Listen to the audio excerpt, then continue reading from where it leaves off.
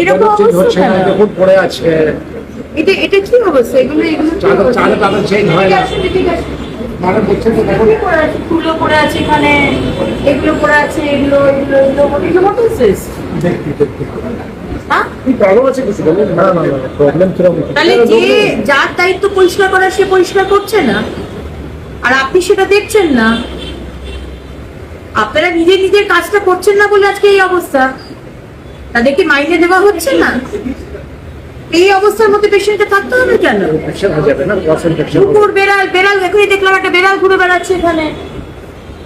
Please এগুলো আপনি deputy super, আপনি প্লিজ এগুলো ব্যবস্থা নিন।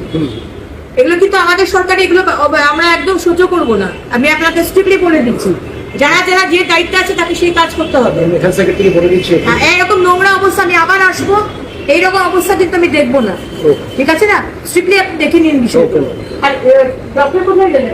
উনি কিন্তু ওনাকে ট্রান্সফার করুন, উনি শুনতে পাচ্ছেন না। ছিল না, না, ওখানে জায়গা নেই, চারটা ব্যাগ ঢুকিয়ে দিন।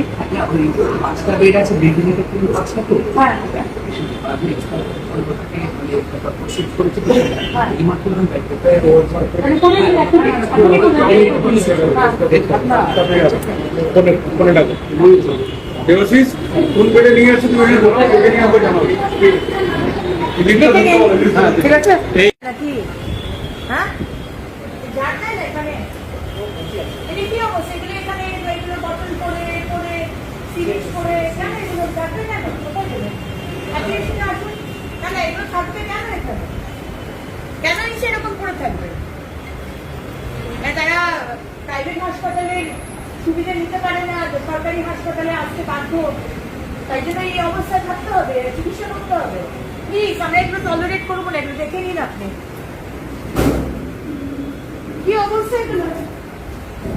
কি হবে? এখানে চাদর পরে, গ্লাভস পরে, এগুলো কি? What is this?